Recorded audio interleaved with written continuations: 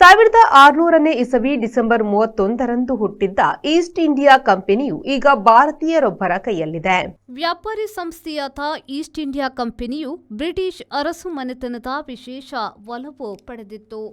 ಬ್ರಿಟಿಷರ ನೇಸರ ಮುಳುಗದ ಸಾಮ್ರಾಜ್ಯ ಸ್ಥಾಪನೆಯಲ್ಲಿ East India ಕಂಪನಿಯ ಪಾತ್ರ ಹಿರಿತು. 1874ರಲ್ಲಂತೂ ಅದು ಬ್ರಿಟಿಷ್ ವಸಾಹತುಗಳ ವಿಶೇಷ ವಕ್ತಾರ ಪತ್ರ ಪಡೆದಿತ್ತು.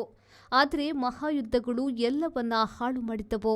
ಎರಡನೆಯ ಮಹಾಯುದ್ಧದ ಬಳಿಕ ಬ್ರಿಟಿಷ್ ರಾಜಸತ್ತೆ ಮತ್ತು ಸರ್ಕಾರ ಈಸ್ಟ್ ಇಂಡಿಯಾ ಕಂಪನಿಗೆ ನೀಡಿದ್ದ ಎಲ್ಲ ಅಧಿಕಾರ ಇಲ್ಲವಾಗಿಸಿತ್ತು. ಆದರೆ ಕಂಪನಿ ವ್ಯಾಪಾರದಲ್ಲಿ ಮುಂದುವರೆದಿದೆ. ಭಾರತ ಮೂಲದ ಬ್ರಿಟಿಷ್ ಉದ್ಯಮಿ ಸಂಜೀವ್ ಮೆಹ್ತಾ ಈಗ ಅದರ ಸಿಇಒ. ಅದರಲ್ಲಿ ಪಾಲುದಾರಿಕೆ ಸಹ ಹೊಂದಿದ್ದಾರೆ. ಐಷಾರಾಮಿ ವಸ್ತುಗಳು, ಐಷಾರಾಮಿ ಗಿಫ್ಟ್ ಹ್ಯಾಂಪರ್ ಇವರ ವ್ಯಾಪಾರ. ಟೀ, ಕಾಫಿ ಪುಡಿ ಕೂಡ ಇವರ ಕಂಪನಿಯದ್ದು. ಐಷಾರಾಮಿ ಬಿಳಿ ಚಾಪುಡಿ ಕಿಲೋಗೆ ಸಾವಿರಾರು ರೂಪಾಯಿಯಂತೆ. ಯಾವ ಲೇಟ್ ಆಗಿ పోయి ఈ ఫర్నిచర్ ఇంక మస్తు ఇష్టాన్ని ఇల్లడి పోతాం పోయి బాబా లేన మస్తు ಖುಷಿ ಅಪ್ಪಡು ಬಾಬಾ ಕುಲ್ಲರ್ನ ಬುಡ್ಸೋದಿಚ್ಚಿಗೆ ಅಂದ್ ಕೈತಲ್ ಇಲ್ಲಡ್ ಮಾತಾಡಲ್ಲ ವೀಕಿದೆ ಫರ್ನಿಚರ್ ಉಂಡು ಈರಿಂಗ ದಾಲ್ ತೆತ್ಕೋರ್ಬಿನೆಂಜಿ ಪೋಲೇರು ಬೇಬಿ ವೀಕೆ